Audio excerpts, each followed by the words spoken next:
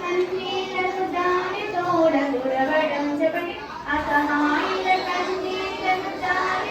ఎదుట అన్న వెతుకు మవ్వడం ఆకలి పేగుల ఎదుట అన్న వెతుకు మవ్వడం